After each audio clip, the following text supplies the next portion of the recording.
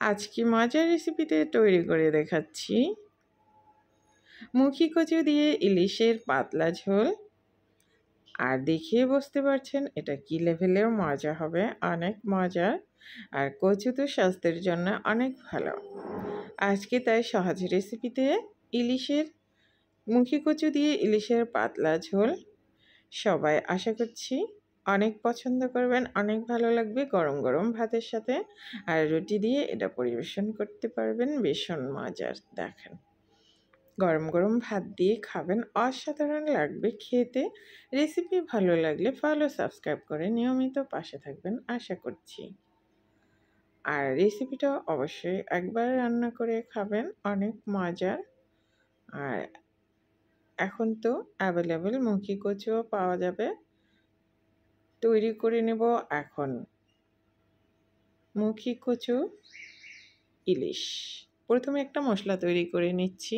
1 চা চামচের একটু বেশি দিয়েছি সাদা সরিষা, দিলাম 2টা ছোট সাইজের পেঁয়াজ ফালি করে, আর দিলাম 2টা কাঁচামরিচ। এখন এগুলো ব্লেন্ড করে নেব। এখন রান্না করব। প্রথমে আলু আর মুখী কচু ভেজে নিচ্ছি।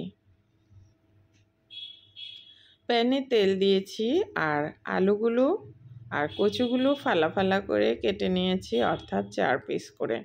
সামান্য হলুদ আর লবণ দিয়ে এখন মুখী কচুগুলোকে ভেজে নেব, আলু আর মুখী কচু।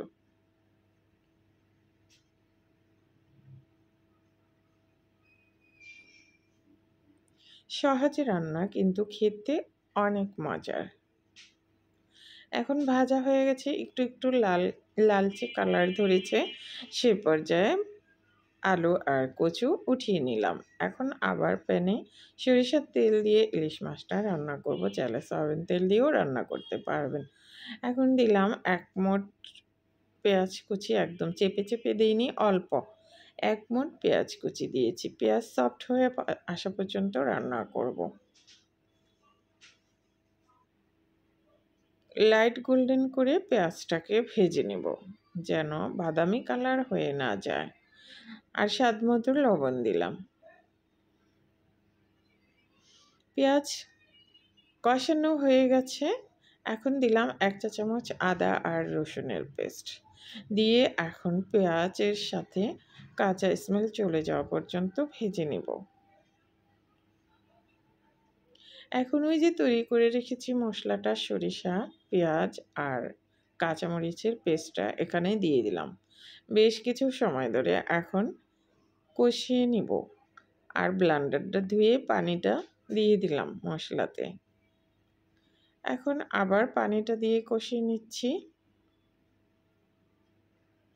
এখন দিলাম 1 চা চামচ হলুদের গুঁড়া, হাফ চা চামচ দিলাম জিরার গুঁড়া, 1 চা চামচ ভর্তি করে মরিচের গুঁড়া, হাফ চা চামচ ধনিয়ার গুঁড়া দিয়ে মশলা কিন্তু একদমই কম দিয়েছি, কারণ জিরা ধনিয়া কিন্তু বেশি দেওয়া যাবে না। আর ইলিশ মাছে কিন্তু বেশি মশলা যায় না, তাই মশলাগুলো খুবই কম দিতে হবে। মশলা দিয়ে এখন আবার পানি দিয়ে কষিয়ে নিব বেশ কিছু সময় ধরে। মশলা কষিয়ে মাছগুলো দিয়ে দিলাম। মাছগুলো দিয়ে মশলার সাথে মিশিয়ে নিয়েছি। এখন মাছগুলো পিঠ মশলা লাগিয়ে অপর পিঠ উল্টে দিচ্ছি।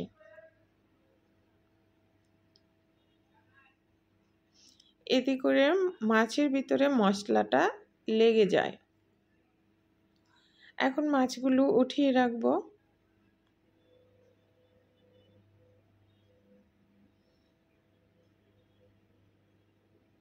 মাছ উঠিয়ে ভেজে রাখা আলু আর কচু দিয়ে দিলাম, দিয়ে এখন মশলার সাথে কষিয়ে নেব। সামান্য একটুখানি সামান্য হলুদ আর মরিচ দিয়ে দিলাম। মনে হয়েছিল একটু সাদা সাদা মনে হচ্ছে, তাই দিয়ে দিলাম। মশলা যত কম দেওয়া যায় ততই ভালো। এখন গ্রেভির জন্য পানি দিয়ে দিচ্ছি। যেহেতু এটা পাতলা ঝোলে রান্না করব, তাই গ্রেভির জন্য পানিটা একটু বেশি দিতে হবে। আর আমার চুলার আঁচ অনেকটাই বেশি, তাই পানির পরিমাণটা আমার একটু বেশি লাগে। যাদের চুলার আঁচ কম তারা পানিটা একটু কম দিবেন। এখন বলক আসার জন্য অপেক্ষা করলাম, ঢেকে দিলাম। বলক চলে এসছে এবং ৫ মিনিট রান্নাও করে নিয়েছি। এখন মাছগুলো দিয়ে দিব। ৫ মিনিট রান্না করার ফলে কচুগুলো আর আলুগুলো অনেকটাই সিদ্ধ হয়ে গেছে।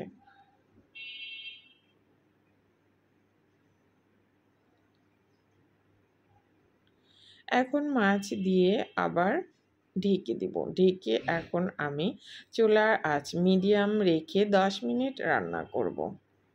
১০ মিনিট পর এই যে ৫ মিনিট পর কাঁচামরিচ দিয়ে দিচ্ছি। কাঁচামরিচের ফালি, ২টা কাঁচামরিচ ফালি করে দিয়েছি। আর উপরের থেকে একটু সরিষার তেল দিয়ে দিলাম। এতে করে সরিষার তেলের ঝাঁঝালো ঘ্রাণটা পাওয়া যাবে।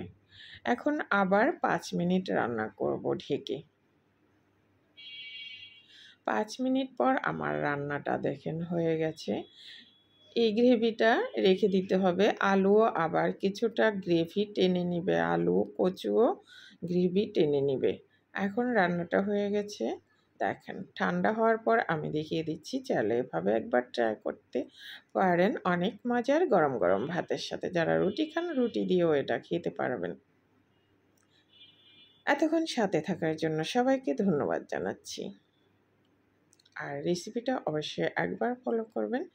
আর অনেক মজার খেলে বসতে পারবেন। আল্লাহ হাফিজ।